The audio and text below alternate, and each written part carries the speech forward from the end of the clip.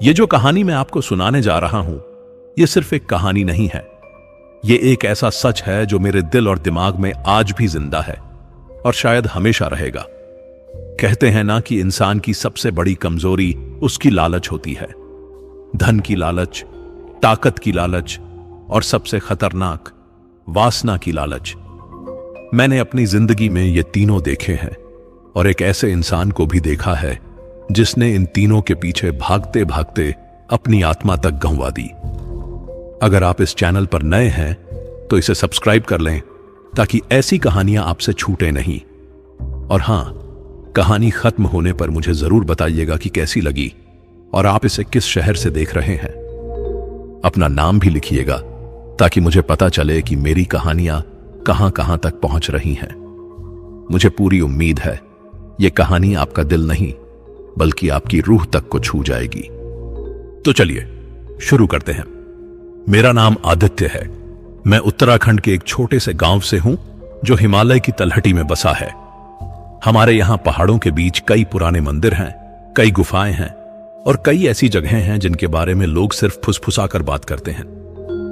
बचपन से ही मैंने बुजुर्गों को कहते सुना है, रात को अकेले उस तरफ मत जाना या उस गुफा के पास कभी नहीं रुकना। पर बच्चे होते ही ऐसे हैं ना, जितना मना करो उतना ही मन करता है जानने का। मेरे पिताजी एक पुजारी थे। वो हमारे गांव के मंदिर में पूजा पाठ करवाते थे। उनका एक दोस्त था पंडित महेंद्र शर्मा। महेंद्र चाचा भी कभी पुजारी हुआ करते थे, पर बाद में उन्होंने तंत्र मंत्र की तरफ रुख कर लिया था। पिताजी अक्सर कहते थे कि महेंद्र चाचा ने गलत रास्ता चुना है, पर फिर भी दोनों में गहरी दोस्ती थी। महेंद्र चाचा के एक शिष्य थे, कालरात्रि। जी हां, कालरात्रि। यह नाम सुनते ही लगता है ना कि कोई बहुत डरावना इंसान होगा, पर असल में जब मैंने पहली बार कालरात्रि को देखा था तो वो बिल्कुल सामान्य दिख रहे थे। करीब 30-35 साल के होंगे। लंबे बाल, माथे पर चंदन का तिलक और आंखों में एक अजीब सी चमक। वो हमेशा गहरे भगवा रंग के कपड़े पहनते थे और गले में रुद्राक्ष की एक बड़ी सी माला। पर उनकी असली पहचान उनकी आंखें थीं। तो आप वो किसी को देखते थे तो ऐसा लगता था जैसे वो आपकी आत्मा तक को पढ़ रहे हों। बच्चे उनसे डरते थे, औरतें उनसे दूर रहती थीं और मर्द उनकी इज्जत करते थे, पर दिल में खौफ भी रखते थे। कालरात्रि महेंद्र चाचा के साथ हिमालय के दक्षिणी घाट पर एक पुरानी कुटिया में रहते थे। वो जगह इतनी ऊंची थी कि वहां तक पहुंचने में 2-3 घंटे लग जाते थे। गांव के लोग कहते थे कि वहां पर कभी कोई साधु रहता था जो काली साधना किया करता था। उस साधु के बारे में कहा जाता था कि उसने अपनी साधना पूरी होने से पहले ही मृत्यु को गले लगा लिया था और अब भी उसकी आत्मा उस कुटिया के आसपास भटकती है। पर कालरात्रि को इन बातों से कोई फर्क नहीं पड़ता था। वो तो उसी जगह को अपनी साधना के लिए सबसे उपयुक्त मानते थे। मैं उस समय करीब 15 साल का था। गर्मियों की छुट्टियां थीं और मैं अपने दोस्तों के साथ पहाड़ों में घूमने निकला था। हम लोग एक छोटी सी नदी के किनारे खेल रहे थे जब अचानक हमने देखा कि एक आदमी पहाड़ की ढलान से नीचे उतर रहा है। वो कालरात्रि थे। उन्होंने हमें देखा और मुस्कुराए। उनकी मुस्कान में कुछ ऐसा था जो मुझे अजीब लगा। वो हमारे पास आए और बोले, तुम लोग यहां क्या कर रहे हो? यह जगह खेलने के लिए सही नहीं है। मेरे एक दोस्त ने हिम्मत करके पूछा, क्यों गुरुजी, यहां क्या है? कालरात्रि ने नदी की तरफ देखा, फिर हमारी तरफ। उनकी आंखों में वो चमक और तेज हो गई। वो बोले, ये नदी ये सिर्फ पानी नहीं बहाती, ये आत्माओं को भी बहाती है। रात को यहां आवाजें आती हैं, किसी स्त्री के रोने की आवाज, किसी के हंसने की आवाज, और जो इन आवाजों को सुन लेता है वो इनका गुलाम बन जाता है। हम सब डर गए। कालरात्रि ने फिर मुस्कुराते हुए कहा, पर तुम लोग बच्चे हो, तुम्हें कुछ नहीं होगा, बस रात को यहां मत आना, समझे? हमने हां में सिर हिलाया और वहां से भाग लिए। पर उस दिन के बाद मेरे मन में कालरात्रि के बारे में जानने की एक अजीब सी इच्छा जाग गई। मैं सोचता रहता, वो कौन है, वो क्या करते हैं और उनकी आंखों में वो चमक क्यों है? कुछ हफ्तों बाद एक दिन पिताजी ने मुझसे कहा कि मैं महेंद्र चाचा के पास कुछ सामान पहुंचा आऊं। मैं खुश हो गया क्योंकि ये मेरे लिए कालरात्रि को फिर से देखने का मौका था। मैं सुबह सुबह निकल गया। रास्ता मुश्किल था, पथरीली चढ़ाई, घने पेड़ और बीच बीच में ऐसी जगहें जहां लगता था कि कोई देख रहा है। करीब 2 घंटे बाद मैं उस कुटिया के पास पहुंचा। कुटिया छोटी थी, पर उसके चारों तरफ का माहौल बहुत भारी था। हवा में धूप और राख की गंध थी। कुटिया के बाहर कुछ अजीब से चिन्ह बने हुए थे, कुछ यंत्र, कुछ मंत्र। मैंने दरवाजा खटखटाया। महेंद्र चाचा ने दरवाजा खोला। उन्होंने मुझे देखकर मुस्कुराते हुए कहा, अरे आदित्य, आ बेटा आ, तेरे पिताजी ने भेजा है क्या? मैंने हां में सिर हिलाया और सामान उन्हें दे दिया। वो बोले, अंदर आ, थोड़ा पानी पी ले। मैं अंदर गया। कुटिया के अंदर अंधेरा था, सिर्फ कोने में एक दिया जल रहा था। दीवारों पर तांत्रिक यंत्रों की तस्वीरें लगी हुई थीं और कोने में कालरात्रि बैठे हुए थे।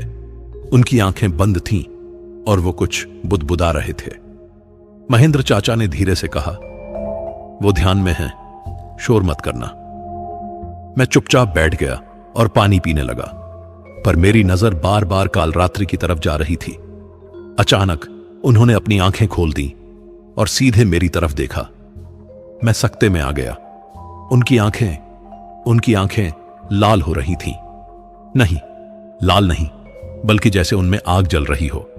मैं हिल नहीं पा रहा था, बोल नहीं पा रहा था। तभी कालरात्रि ने मुस्कुराते हुए कहा, डरो मत बेटा, मैं तुम्हें कुछ नहीं करूंगा। मैं तो बस अपनी साधना में व्यस्त था। महेंद्र चाचा ने हंसते हुए कहा, कालरात्रि बहुत बड़े साधक हैं आदित्य। इन्होंने ऐसी ऐसी विद्याएं सीखी हैं कि तुम सोच भी नहीं सकते। मैंने हिम्मत करके पूछा, कैसी विद्याएं गुरुजी? कालरात्रि ने गहरी सांस ली और बोले, ऐसी विद्याएं जो इंसान को देवता बना दें, ऐसी विद्याएं जो किसी भी इच्छा को पूरा कर दें। पर इन विद्याओं की एक कीमत होती है बेटा, और वो कीमत बहुत भारी होती है। उनकी आवाज में एक अजीब सी गंभीरता थी। मैं कुछ समझ नहीं पा रहा था, पर मेरे दिल में एक डर ने जन्म ले लिया था। उस दिन के बाद मैं कई बार उस कुटिया गया, कभी पिताजी के कहने पर, कभी अपनी इच्छा से, और हर बार मैं कालरात्रि को और करीब से देखता। मैंने देखा कि वो कैसे रात रात भर जागते हैं, कैसे अजीब अजीब मंत्र पढ़ते हैं और कैसे उनकी आंखों में वो भूख बढ़ती जा रही है। एक दिन महेंद्र चाचा ने मुझसे कहा, आदित्य, कालरात्रि एक बहुत बड़ी साधना करने जा रहे हैं। अगर यह साधना पूरी हो गई तो वो इस इलाके के सबसे ताकतवर तांत्रिक बन जाएंगे। मैंने पूछा, कौन सी साधना चाचा? वो कुछ देर चुप रहे, फिर बोले, मोहिनी अप्सरा साधना। मेरी रीढ़ में एक सिहरन दौड़ गई। मैंने इस साधना के बारे में सुना था। यह एक ऐसी साधना होती है जिसमें तांत्रिक किसी अप्सरा को अपने वश में करने की कोशिश करता है, और अगर वो सफल हो गया तो वो अप्सरा उसकी हर इच्छा पूरी करती है। पर इस साधना का एक अंधेरा पहलू भी था। कहते हैं कि जो इस साधना को करता है वो या तो महान बनता है या फिर पूरी तरह से बर्बाद हो जाता है। मैंने चाचा से पूछा, और अगर साधना गलत हो गई तो? महेंद्र चाचा ने गहरी सांस ली और बोले, तो कालरात्रि कभी वापस नहीं आएंगे। मैं उस दिन कुटिया से भारी मन से लौटा। मुझे नहीं पता था कि आने वाले दिनों में क्या होने वाला है, पर मेरे दिल में एक आशंका थी, एक ऐसी आशंका जो सच साबित होने वाली थी।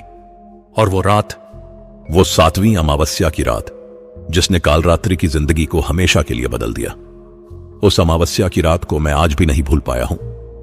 कुछ रातें ऐसी होती हैं जो आपकी आंखों में हमेशा के लिए जल जाती हैं, और वो रात तो जैसे काली स्याही से लिखी गई हो, जो कभी मिटती ही नहीं। आप सोच रहे होंगे कि मैं उस रात वहां कैसे पहुंचा, है ना? तो सुनिए। अमावस्या से 3 दिन पहले की बात है। महेंद्र चाचा ने मेरे पिताजी को बुलाया था। मैं भी उनके साथ गया। जब हम कुटिया पहुंचे तो कालरात्रि बाहर खड़े थे। उनका चेहरा पहले से भी ज्यादा गंभीर दिख रहा था। आंखों के नीचे काले घेरे हो गए थे, जैसे दिनों से सोए ना हो। पिताजी ने पूछा, क्या हुआ महेंद्र, तुमने इतनी जल्दी क्यों बुलाया? महेंद्र चाचा ने धीमी आवाज में कहा, कालरात्रि ने फैसला कर लिया है। 7वीं अमावस्या की रात को वो मोहिनी अप्सरा साधना पूरी करेंगे। पिताजी का चेहरा सख्त हो गया। उन्होंने काल रात्रि की तरफ देखा और बोले, तुम्हें पता है यह कितना खतरनाक है? यह साधना इंसान को इंसान नहीं रहने देती। काल रात्रि ने एक अजीब सी मुस्कान दी।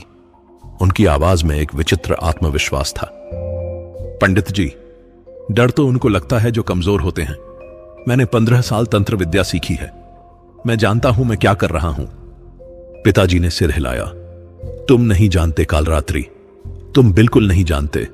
जो अप्सरा को वश में करने की कोशिश करता है वो खुद उसके वश में हो जाता है। यह प्रकृति का नियम है। पर कालरात्रि ने एक न सुनी। उन्होंने कहा, बस 3 दिन बाद आप खुद देखेंगे कि मैं क्या बन सकता हूं। उस दिन हम लोग वापस आ गए, पर रात को मुझे नींद नहीं आई। मेरे मन में बार बार एक ही सवाल घूम रहा था, क्या वाकई कोई अप्सरा आएगी? और अगर आई तो कैसी दिखेगी?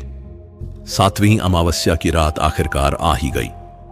उस दिन पूरे गांव में एक अजीब सी खामोशी थी। हवा भी जैसे रुक गई थी। आसमान में एक भी तारा नहीं दिख रहा था। अंधेरा इतना घना था कि लालटेन की रोशनी भी कुछ दूर तक ही जाती थी। शाम को पिताजी ने मुझसे कहा, आदित्य, आज रात घर से बाहर मत निकलना, समझे? मैंने हां में सिर हिलाया, पर मेरे मन में तो एक ही बात चल रही थी, मुझे वहां जाना है, मुझे देखना है कि क्या होता है। रात करीब 11 बजे होंगे। पिताजी और मां सो गए थे। मैं चुपचाप उठा, एक लालटेन उठाई और घर से निकल गया। दिल जोर जोर से धड़क रहा था।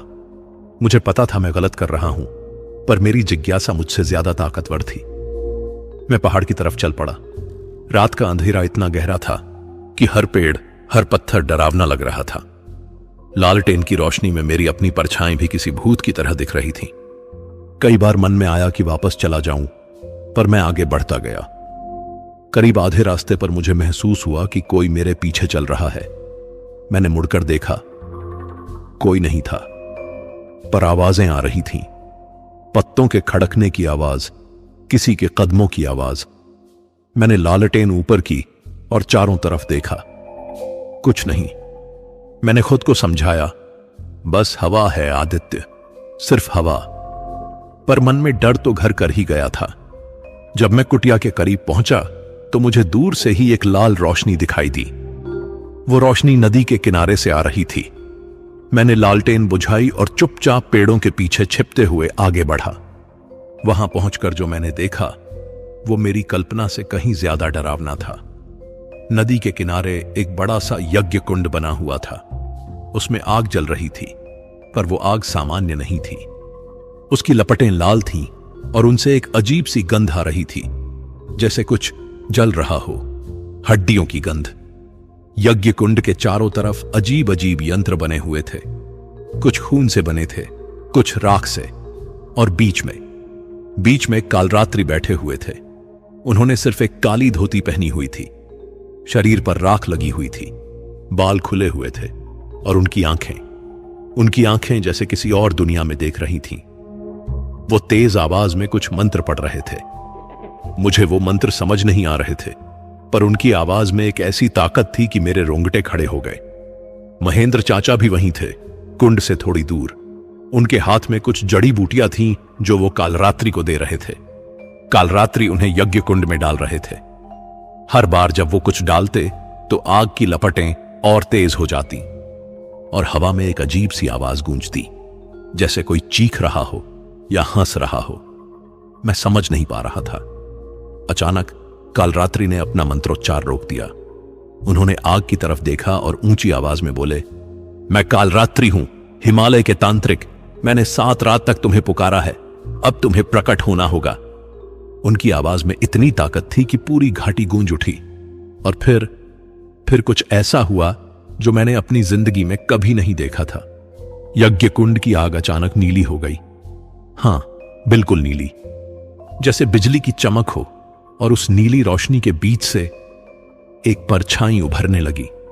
पहले धुंधली, फिर धीरे धीरे साफ होती गई, और फिर वो प्रकट हो गई। एक स्त्री, पर यह कोई सामान्य स्त्री नहीं थी।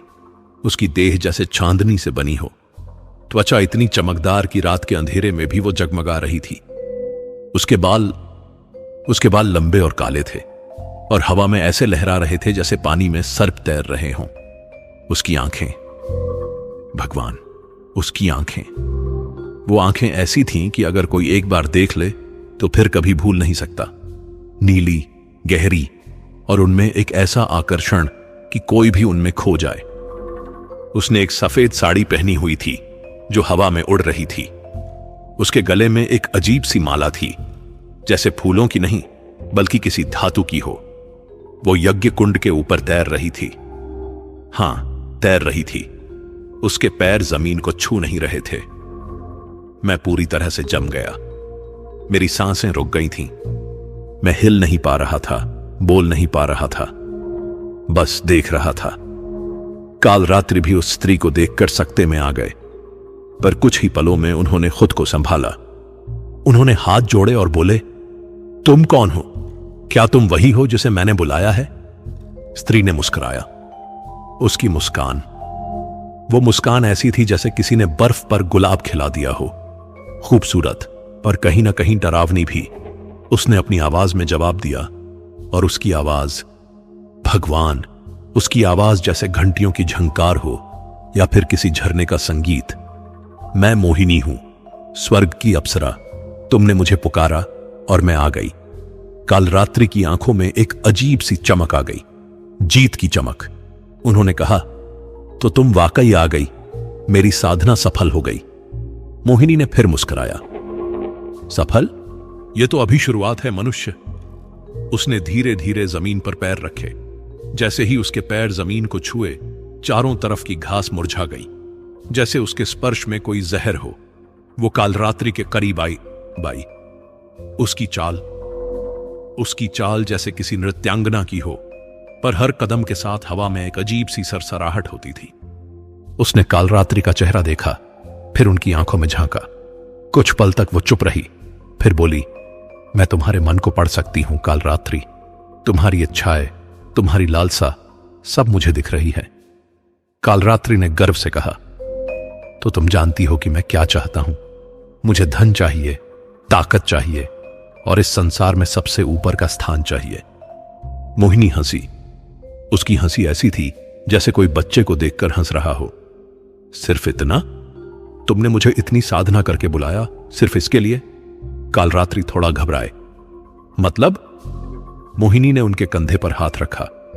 जैसे ही उसने छुआ, कालरात्रि का पूरा शरीर कांप गया। ऐसा लगा जैसे उनमें बिजली दौड़ गई हो। मोहिनी ने कहा, मैं तुम्हें वो सब दूंगी जो तुम चाहते हो, धन, ताकत, यश, सब कुछ, पर एक शर्त है। कौन सी शर्त? कालरात्रि ने पूछा। मोहिनी ने उनके कान में फुसफुसाया, तुम मेरे रहोगे, पूरी तरह से मेरे। तुम्हारा मन, तुम्हारा शरीर, तुम्हारी आत्मा, सब कुछ मेरा। कालरात्रि कुछ पल चुप रहे। मैं दूर से देख रहा था और मेरा दिल जोर जोर से धड़क रहा था। मैं चाहता था चिल्लाऊं, मत मानो, भाग जाओ यहां से, पर मेरी आवाज गले में ही अटक गई। आखिर में कालरात्रि ने सिर हिलाया। मंजूर है, मैं तुम्हारा हूं।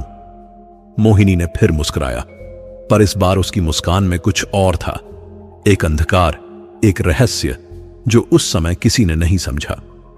उसने कहा, तो ठीक है, आज से तुम मेरे साधक हो और मैं तुम्हारी सिद्धि। मैं तुम्हारे साथ रहूंगी, तुम्हारी हर इच्छा पूरी करूंगी। पर याद रखना, जब तक तुम मुझे खुश रखोगे, मैं तुम्हारे साथ हूं। और जिस दिन तुमने मुझे नाराज किया, उस दिन वो रुक गई। उसने हवा में अपना हाथ घुमाया और अचानक यज्ञ कुंड की आग बुझ गई। अंधेरा छा गया और उस अंधेरे में उसकी आवाज गूंजी, उस दिन तुम्हारी आत्मा भी बुझ जाएगी। मैं वहां से भागा। जितनी तेजी से भाग सकता था उतनी तेजी से भागा। मेरे दिल में एक डर समा गया था, एक ऐसा डर जो आज तक मेरे साथ है। उस रात मैं घर पहुंचकर सीधे अपने बिस्तर पर लेट गया, पर नींद नहीं आई।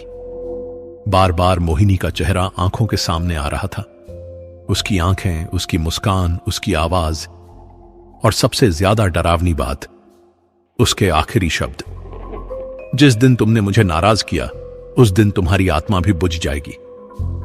मुझे उस समय नहीं पता था कि ये शब्द कितने सच साबित होंगे। कुछ चीजें धीरे धीरे बदलती हैं और कुछ रातों रात। कालरात्रि के साथ दूसरा हुआ। उस 7वीं अमावस्या के बाद वो जो इंसान थे वो इंसान नहीं रहे, वो कुछ और बन गए। कुछ ऐसा जो न पूरा इंसान था न पूरा दैवीय। वो बीच में कहीं अटक गए थे, मोहिनी के जाल में। और मैं सब कुछ देख रहा था, दूर से, चुपचाप, पर देख रहा था। उस रात के बाद के पहले कुछ दिन बड़े अजीब थे।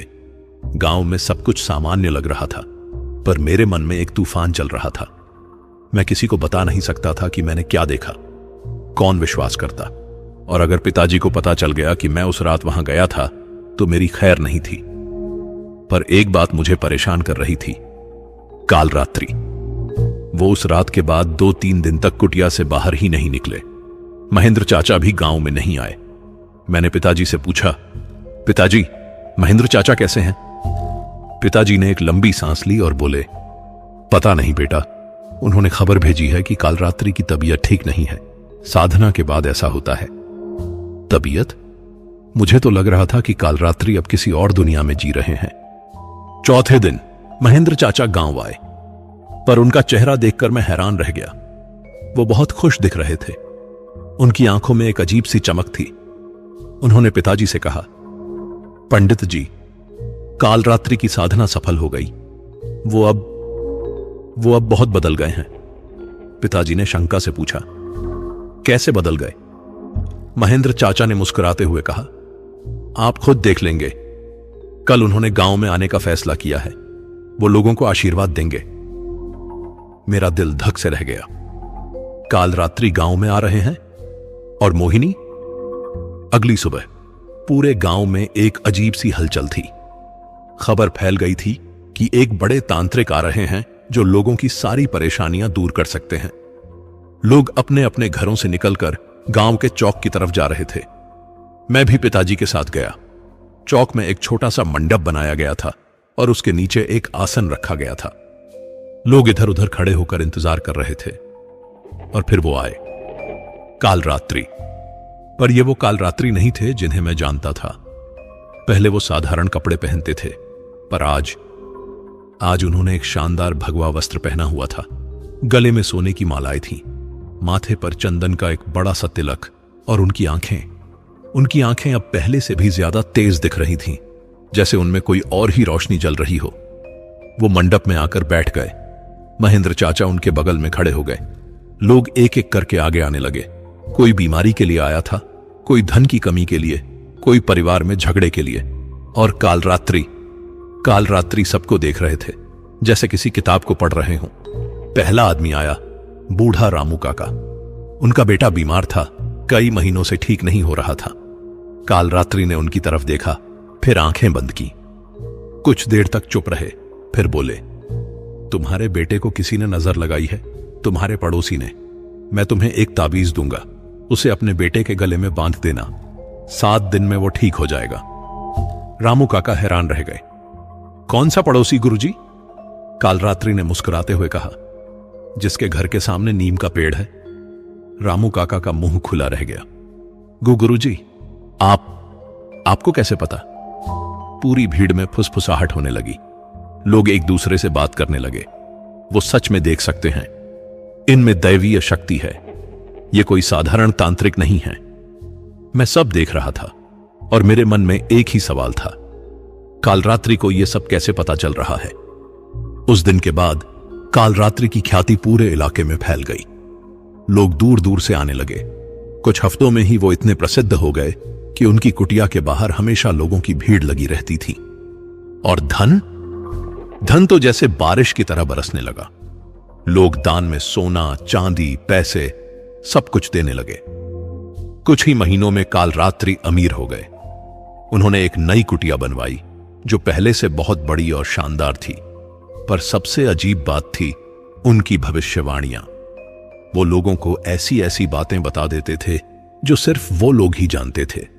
किसी के मन की बात, किसी के छुपे हुए राज, किसी के भविष्य की झलक। लोग उन्हें त्रिकालदर्शी कहने लगे, तीनों काल का ज्ञाता।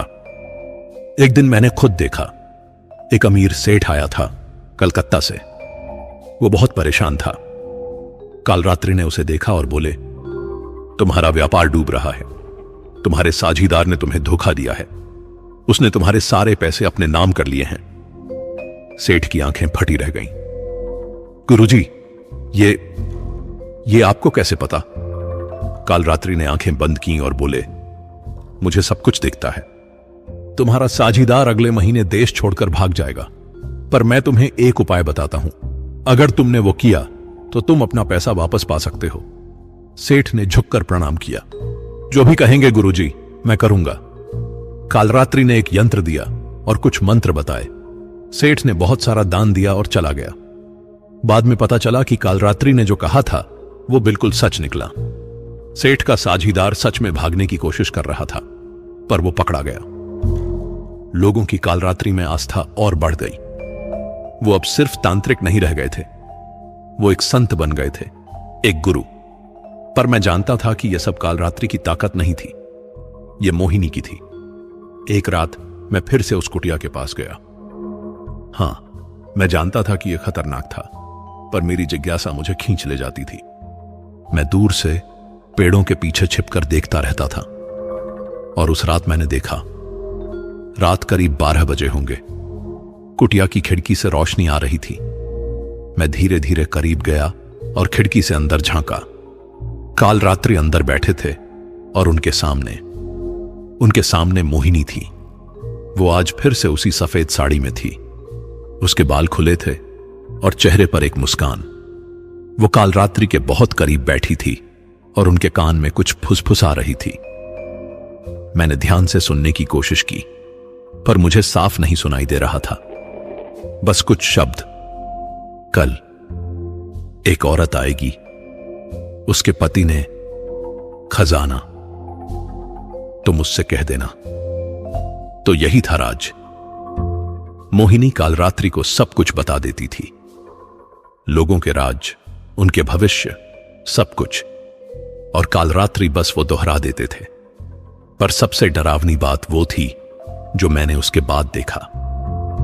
मोहिनी ने काल रात्रि का चेहरा अपने हाथों में लिया। उसकी आंखें अब उतनी खूबसूरत नहीं लग रही थीं, वो भयानक लग रही थीं। उसने कहा, तुम मेरे हो काल रात्रि, सिर्फ मेरे। और ये सब, ये धन, ये यश, ये ताकत, ये सब मेरी देन है, मत भूलना। काल रात्रि ने सिर झुकाया। मैं नहीं भूलूंगा। मोहिनी ने उनके माथे पर चुंबन लिया और जैसे ही उसने छुआ, काल रात्रि का पूरा शरीर कांप गया। उनकी आंखें बंद हो गईं और उनके चेहरे पर एक अजीब सा भाव आ गया, आनंद और पीड़ा का मिश्रण। मोहिनी ने कहा, आज रात मुझे तुम चाहिए, पूरी तरह से। मैं वहां और नहीं रुक सका। मैं भाग गया। मेरा दिल जोर जोर से धड़क रहा था। मैं समझ गया था कि मोहिनी ने काल रात्रि को अपने वश में कर लिया था, पूरी तरह से। महीने बीतते गए। काल रात्रि की ख्याति और बढ़ती गई। वो अब सिर्फ हमारे इलाके में ही नहीं, बल्कि पूरे उत्तराखंड में जाने लगे। बड़े बड़े लोग उनके पास आते, राजनेता, व्यापारी, यहां तक कि कुछ विदेशी भी। पर काल रात्रि धीरे धीरे बदलते जा रहे थे। उनके चेहरे पर अब वो पहले वाली चमक नहीं रही थी। वो थके हुए दिखते थे, जैसे कोई उनकी ऊर्जा खींच रहा हो। एक दिन महेंद्र चाचा मेरे पिताजी के पास आए।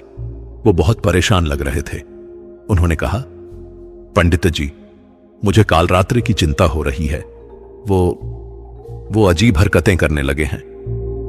कैसी हरकतें? पिताजी ने पूछा।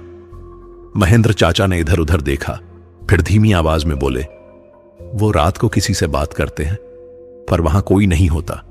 वो हंसते हैं, रोते हैं, चीखते हैं, और कभी कभी उनके शरीर पर खरोंचें आ जाती हैं, जैसे किसी ने नाखूनों से खरोंच दिया हो। मेरा दिल बैठ गया। मैं जानता था यह मोहिनी का काम था। पिताजी ने गंभीरता से कहा, महेंद्र, मैंने तुम्हें पहले भी कहा था, यह साधना सही नहीं थी। अब तुम्हें काल रात्रि को इससे बाहर निकालना होगा। महेंद्र चाचा ने सिर हिलाया। मैं कोशिश कर रहा हूं, पर वो सुनते ही नहीं। वो कहते हैं कि उन्हें सब कुछ मिल गया है जो वो चाहते थे। वो इसे छोड़ना नहीं चाहते, पर उन्हें नहीं पता था कि बहुत जल्द काल रात्रि खुद इसे छोड़ने की कोशिश करेंगे, और वो कोशिश उनके लिए सबसे बड़ी भूल साबित होगी। 1 साल बीत गया। काल रात्रि अब बहुत अमीर और प्रसिद्ध थे। उनके पास सब कुछ था, धन, यश, शक्ति। लोग उन्हें भगवान की तरह मानने लगे थे। पर काल रात्रि के चेहरे पर खुशी नहीं थी। वो दिन ब दिन और उदास होते जा रहे थे। उनकी आंखों में अब वो चमक नहीं रही थी। वो खोखले दिखने लगे थे, जैसे उनकी आत्मा धीरे धीरे खत्म हो रही हो। और रातें उनके लिए सबसे बुरी थीं। हर रात मोहिनी आती और हर रात वो काल रात्रि से कुछ मांगती। कभी उसे किसी के घर से धन लाना होता, कभी किसी की जान। मोहिनी धीरे धीरे और खतरनाक होती जा रही थी, और काल रात्रि उसके गुलाम बन चुके थे पूरी तरह से। एक रात मैंने फिर से देखा, मोहिनी काल रात्रि के गले में हाथ डाले खड़ी थी। वो हंस रही थी और काल रात्रि रो रहे थे। मैं थक गया हूं, काल रात्रि ने कहा, मुझे छोड़ दो। मोहिनी ने उनके आंसू पोंछे और मुस्कुराते हुए बोली, छोड़ूं? पर तुमने तो खुद मुझे बुलाया था। तुमने ही कहा था कि तुम्हें सब कुछ चाहिए, और अब तुम्हारे पास सब कुछ है। पर ये सब कुछ मेरी आत्मा की कीमत पर है, काल रात्रि ने कहा। मोहिनी की मुस्कान और चौड़ी हो गई। हां, और अब यह कीमत तुम्हें चुकानी ही होगी। उस रात मैंने तय कर लिया, मुझे कुछ करना होगा। पर क्या? मैं सिर्फ एक बच्चा था। मैं क्या कर सकता था? कहते हैं ना कि इंसान की सबसे बड़ी गलती यह होती है कि वो सोचता है कि वो किसी को भी इस्तेमाल कर सकता है और फिर जब मन करे छोड़ सकता है। पर प्रकृति का नियम कुछ और ही है। जो तुम बांधते हो वो तुम्हें भी बांध लेता है। और काल रात्रि ये समझ चुके थे, पर बहुत देर हो चुकी थी। वो भयानक रात जब काल रात्रि ने मोहिनी को छोड़ने का फैसला किया, उस रात को याद करके आज भी मेरे रोंगटे खड़े हो जाते हैं। बात उस दिन की है जब काल रात्रि के पास एक औरत आई थी। वो एक विधवा थी, बहुत गरीब। उसके साथ उसका छोटा बेटा था, करीब 7-8 साल का। वो काल रात्रि के चरणों में गिर गई और रोने लगी। गुरुजी, मेरे बेटे को बचा लीजिए। डॉक्टर कह रहे हैं कि उसे बहुत गंभीर बीमारी है। मेरे पास इलाज के पैसे नहीं हैं। आप ही मेरी आखिरी उम्मीद हैं। काल रात्रि ने उस बच्चे को देखा। बच्चा बहुत कमजोर दिख रहा था, पीला, सूखा हुआ। उसकी आंखों में एक मासूमियत थी जो किसी का भी दिल पिघला दे। काल रात्रि ने आंखें बंद की। मुझे पता था कि वो मोहिनी से सुन रहे हैं। कुछ देर बाद उन्होंने आंखें खोली। उनके चेहरे पर एक अजीब सा भाव था, जैसे वो कुछ सोच रहे हों। उन्होंने कहा, तुम्हारे बेटे को बचाया जा सकता है, पर इसकी कीमत बहुत भारी होगी। औरत ने फौरन कहा, मैं कुछ भी दूंगी गुरुजी। मेरे पास भले ही पैसे नहीं हैं, पर मैं अपनी जान भी दे सकती हूं। काल रात्रि चुप रहे। फिर उन्होंने धीरे से कहा, मुझे सोचने दो, कल आना। औरत और बच्चा चले गए। और उस दिन मैंने काल रात्रि के चेहरे पर पहली बार एक असली दुख देखा। वो बहुत परेशान लग रहे थे। उस रात मैं फिर से कुटिया के पास गया। मुझे पता था कि आज कुछ बड़ा होने वाला है। रात गहरी हो चुकी थी। कुटिया के अंदर से आवाजें आ रही थीं, काल रात्रि की आवाज और मोहिनी की। मैंने खिड़की से अंदर झांका। मोहिनी वहां थी, हमेशा की तरह खूबसूरत, पर आज उसकी आंखों में एक अजीब सी भूख थी। वो काल रात्रि के करीब बैठी हुई थी। काल रात्रि ने कहा, वो औरत, उसका बेटा मर रहा है। तुमने मुझे क्या बताया? मोहिनी ने मुस्कुराते हुए कहा, मैंने तुम्हें सच बताया। उस बच्चे को बचाने का सिर्फ एक तरीका है, उस औरत की जान। अगर वो औरत अपनी जान दे दे तो उसके प्राण उस बच्चे में चले जाएंगे। काल रात्रि का चेहरा सख्त हो गया। मतलब मुझे उस औरत से कहना होगा कि वो अपनी जान दे दे? मोहिनी ने उनके गाल पर हाथ फेरा। हां, और तुम जानते हो वो मान जाएगी। वो अपने बेटे के लिए कुछ भी करेगी। और फिर उसकी आत्मा मेरी होगी। मैं उसे खाऊंगी। काल रात्रि का चेहरा पीला पड़ गया। नहीं, ये गलत है। मैं ये नहीं कर सकता। मोहिनी की मुस्कान गायब हो गई, उसकी आंखें संकरी हो गईं। तुम नहीं कर सकते? तुम भूल गए कि तुम कौन हो? तुम मेरे हो। तुम वो करोगे जो मैं कहूंगी। कालरात्रि ने सिर हिलाया। नहीं, मैं इतना नीचे नहीं गिरा हूं। मैं किसी निर्दोष की जान नहीं ले सकता।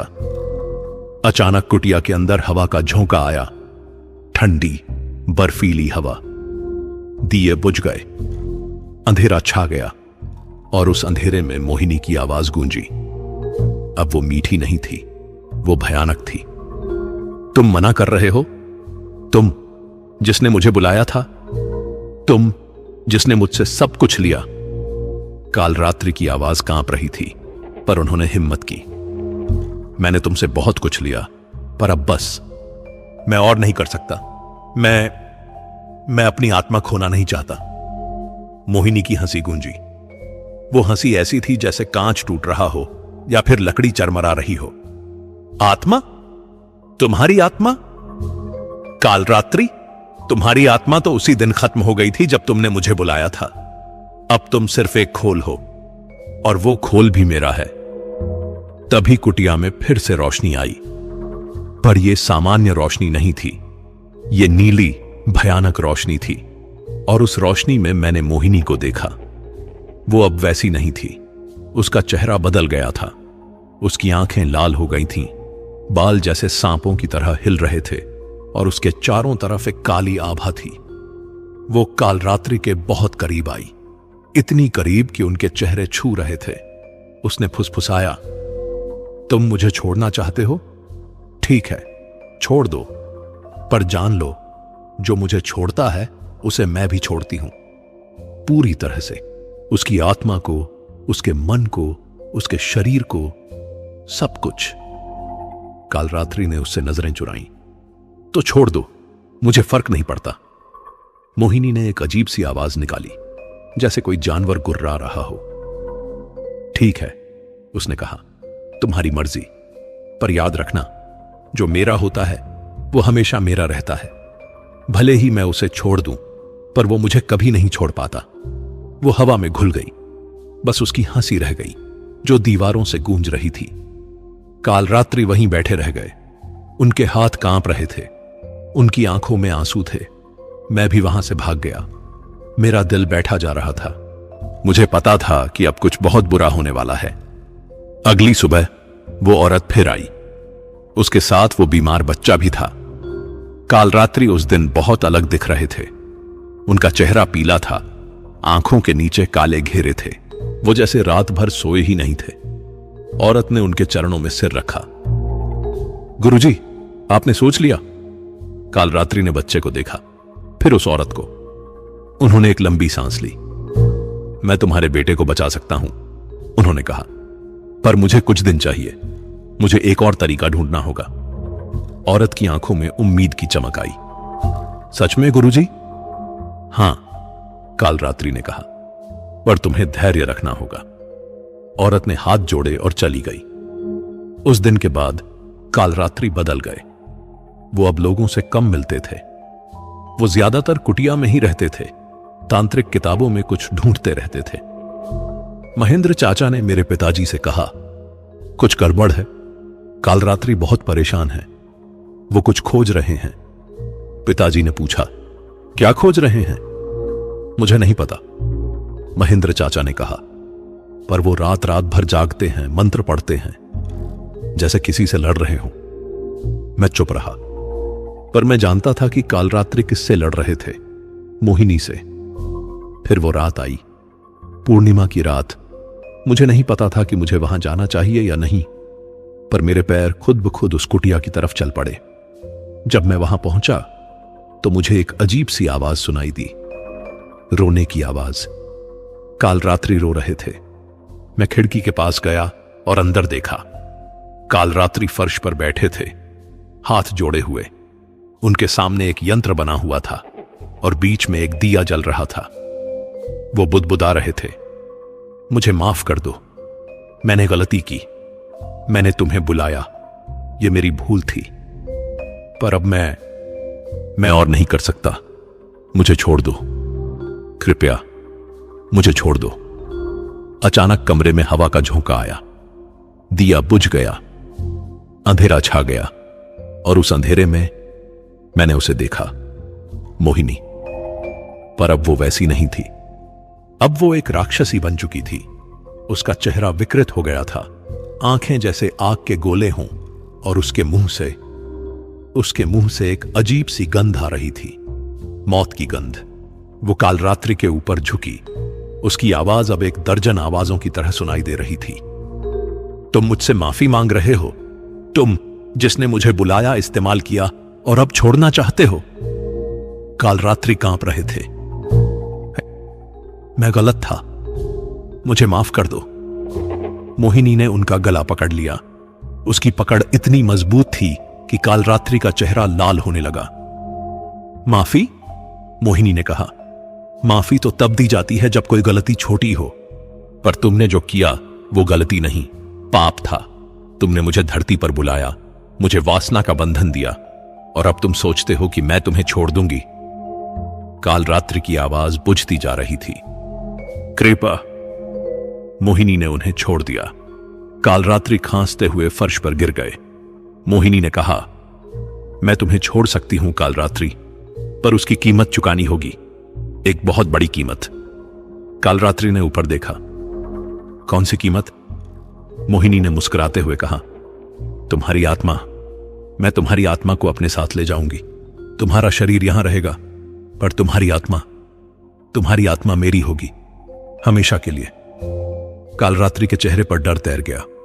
नहीं नहीं, यह नहीं हो सकता। हो सकता है, मोहिनी ने कहा, और होगा भी, पर अभी नहीं। पहले मैं तुम्हें जीते जी नरक दिखाऊंगी। मैं तुम्हें इतना तड़पाऊंगी कि तुम खुद मौत की भीख मांगोगे। उसने काल रात्रि के माथे पर अपनी उंगली रखी, और जैसे ही उसने छुआ, काल रात्रि चीख पड़े। एक ऐसी चीख जो मेरी रीढ़ में उतर गई। काल रात्रि का शरीर जैसे आग में जल रहा हो। वो तड़पने लगे, चिल्लाने लगे। यह दर्द, मोहिनी ने कहा, यह दर्द अब तुम्हारे साथ रहेगा, हर पल, हर सांस में। तुम खाओगे तो दर्द होगा, सोओगे तो दर्द होगा, जागोगे तो दर्द होगा, और सबसे बुरा, तुम किसी को बता नहीं पाओगे, क्योंकि जिस पल तुमने किसी को बताया, मैं उस इंसान को मार डालूंगी। काल रात्रि अब फर्श पर लुढ़क रहे थे। उनके मुंह से खून निकल रहा था। मोहिनी ने आखिरी बार उनकी तरफ देखा। और हां, एक बात और, अब से तुम मुझे देख नहीं पाओगे, पर मैं हमेशा तुम्हारे साथ रहूंगी। तुम्हारे कानों में फुसफुसाती रहूंगी, तुम्हारे सपनों में आती रहूंगी। तुम मुझसे कभी मुक्त नहीं हो पाओगे। वो हंसी, और उसकी हंसी के साथ गायब हो गई। मैं वहां जमा रह गया, मेरे पैर जैसे जम गए हों। मैं हिल नहीं पा रहा था। काल रात्रि फर्श पर पड़े थे, तड़प रहे थे। उनका शरीर कांप रहा था, और उनकी आंखों में एक खालीपन था, जैसे उनकी आत्मा सचमुच खत्म हो गई हो। मैं नहीं जानता मैं कब तक वहां खड़ा रहा, पर जब मैं होश में आया तो सुबह होने वाली थी। मैं भागकर घर गया। उस दिन के बाद काल रात्रि फिर कभी पहले जैसे नहीं रहे। वो बदल गए थे, पूरी तरह से। और जो कुछ उनके साथ हुआ उसके बाद, वो इतना भयानक था कि मैं आज भी उसे याद करके कांप जाता हूं। कुछ लोग कहते हैं कि मौत सबसे बड़ी सजा है, पर मैंने देखा है कि जीते रहना, जब आपकी आत्मा मर चुकी हो, वो मौत से भी बदतर होता है। और काल रात्रि के साथ यही हुआ। वो जिंदा थे, पर उनके अंदर कुछ भी जिंदा नहीं बचा था। उस रात के बाद काल रात्रि की जिंदगी एक धीमी, दर्दनाक मौत बन गई, और मैं सब कुछ देख रहा था। शायद मुझे नहीं देखना चाहिए था, पर मैं देखता रहा, क्योंकि कहीं ना कहीं मैं चाहता था कि मैं कुछ कर पाऊं, पर मैं कुछ नहीं कर सका। अगली सुबह जब महेंद्र चाचा कुटिया गए, तो उन्होंने काल रात्रि को फर्श पर पड़ा हुआ पाया। वो बेहोश थे। उनके शरीर पर अजीब अजीब निशान थे, जैसे किसी ने उन्हें खरोंचा हो या जला दिया हो। महेंद्र चाचा घबरा गए। उन्होंने काल रात्रि को उठाया, पानी पिलाया। कुछ देर बाद काल रात्रि होश में आए। क्या हुआ? महेंद्र चाचा ने पूछा। तुम्हारे शरीर पर यह निशान कैसे आए? काल रात्रि ने कुछ नहीं कहा, बस चुपचाप बैठे रहे। उनकी आंखों में एक खालीपन था, जैसे वो कहीं और देख रहे हों। महेंद्र चाचा ने फिर पूछा, काल रात्रि, मुझसे बात करो, क्या हुआ है तुम्हें? काल रात्रि ने धीरे से कहा, कुछ नहीं, बस थक गया हूं। पर महेंद्र चाचा को पता था कि कुछ गड़बड़ है। काल रात्रि अब पहले जैसे नहीं रहे थे, वो बदल गए थे। अगले कुछ दिन और भी भयानक थे। काल रात्रि अब लोगों से मिलना बंद कर चुके थे। वो कुटिया में ही रहते, अकेले, अंधेरे में। महेंद्र चाचा ने कोशिश की उन्हें बाहर निकालने की, पर काल रात्रि मना कर देते। वो कहते, मुझे अकेला छोड़ दो, मुझे किसी से बात नहीं करनी। एक दिन एक आदमी आया, वो सेठ जिसका साझीदार उसे धोखा देने वाला था। वो काल रात्रि को धन्यवाद देने आया था। गुरुजी, उसने कहा, आपने मुझे बचा लिया। आपने जो कहा था वो सब सच निकला। मेरा साझीदार पकड़ा गया और मेरा पैसा वापस मिल गया। मैं आपका शुक्रिया अदा करने आया हूं। काल रात्रि ने उसकी तरफ देखा। उनकी आंखों में कोई खुशी नहीं थी, कोई संतोष नहीं था, बस एक खालीपन। उन्होंने कहा, जाओ, मुझसे दूर रहो, मैं किसी का भला नहीं कर सकता। सेठ हैरान रह गया। पर गुरुजी, जाओ, काल रात्रि ने चिल्लाकर कहा। सेठ डर गया और भाग गया। लोग फुसफुसाने लगे, गुरुजी का दिमाग खराब हो गया है, उन पर कुछ आ गया है। मैं अब रोज रात को उस कुटिया के पास जाता, मुझे नहीं पता क्यों, पर मैं जाता था। शायद मुझे डर था कि काल रात्रि कुछ कर लें अपने साथ। और जो मैंने देखा वो मेरी सोच से भी बुरा था। हर रात काल रात्रि चीखते थे। वो अपने बालों को नोचते थे, दीवारों से सिर पटकते थे। वो खुद से बातें करते थे या शायद किसी और से, मैं नहीं जानता। एक रात मैंने सुना वो कह रहे थे, छोड़ दो मुझे, कृपया छोड़ दो, मैं और नहीं सह सकता। पर वहां कोई नहीं था, सिर्फ खाली अंधेरा। फिर अचानक वो हंसने लगे, एक पागलों जैसी हंसी, और फिर रोने लगे। मेरा दिल बैठा जा रहा था। काल रात्रि टूट रहे थे, धीरे धीरे पर पूरी तरह से। महेंद्र चाचा ने मेरे पिताजी से बात की। पंडित जी, मुझे काल रात्रि की बहुत चिंता हो रही है। वो अब खाना भी ठीक से नहीं खाते, रात रात भर जागते रहते हैं। मुझे लगता है उन पर किसी चीज का साया है। पिताजी ने कहा, मैंने तुम्हें पहले कहा था महेंद्र, यह साधना सही नहीं थी। अब जो हो रहा है उसका परिणाम है। महेंद्र चाचा की आंखों में आंसू आ गए। पर अब हम क्या करें, कोई तो रास्ता होगा। पिताजी ने सिर हिलाया। जब तक काल रात्रि खुद उस बंधन से मुक्त होना नहीं चाहेंगे, कोई रास्ता नहीं है। और अगर वो चाहें भी तो बहुत मुश्किल है। उस दिन महेंद्र चाचा बहुत उदास लौटे। मैंने उनके चेहरे पर हार देखी। फिर वो दिन आया, वो दिन जब सब कुछ खत्म हो गया। दिवाली से एक हफ्ता पहले की बात है। गांव में तैयारियां चल रही थीं। लोग खुश थे, घरों को सजा रहे थे। पर मेरा मन बहुत भारी था। मुझे नहीं पता क्यों, पर मुझे लग रहा था कि कुछ बुरा होने वाला है। उस रात मैं फिर कुटिया गया, पर इस बार वहां एक अजीब सी खामोशी थी। कोई आवाज नहीं, कोई रोशनी नहीं। मैं करीब गया। दरवाजा खुला था। मैंने अंदर झांका। काल रात्रि वहां बीच में बैठे थे।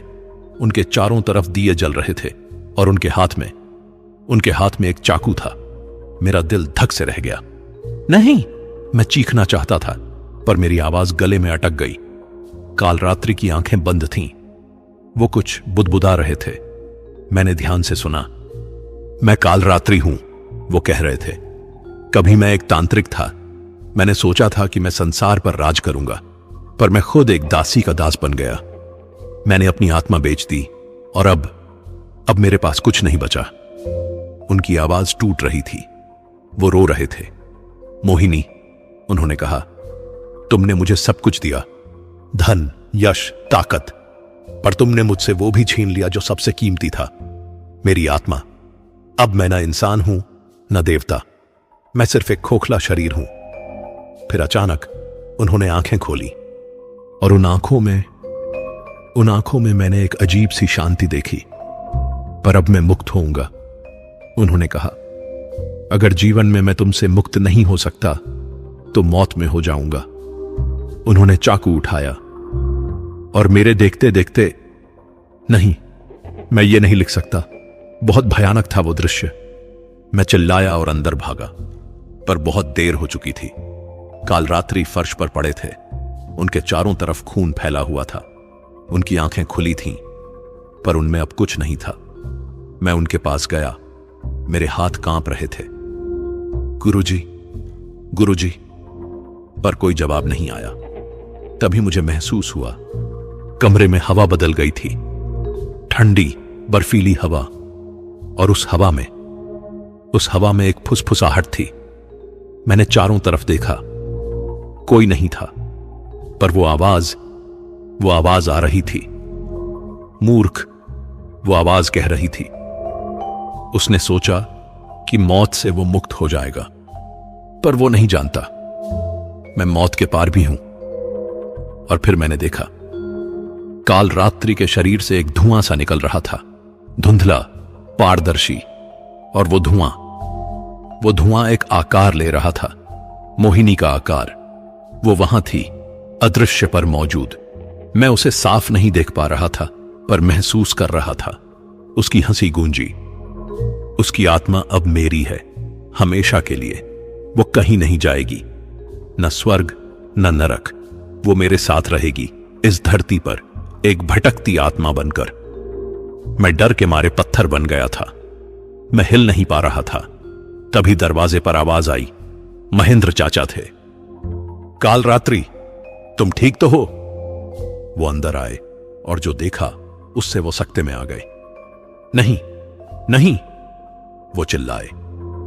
अगले कुछ दिन बहुत भयानक थे। काल रात्रि का अंतिम संस्कार हुआ। पूरा गांव शोक में डूब गया। लोग कहने लगे कि एक महान तांत्रिक चला गया, पर मैं जानता था सच।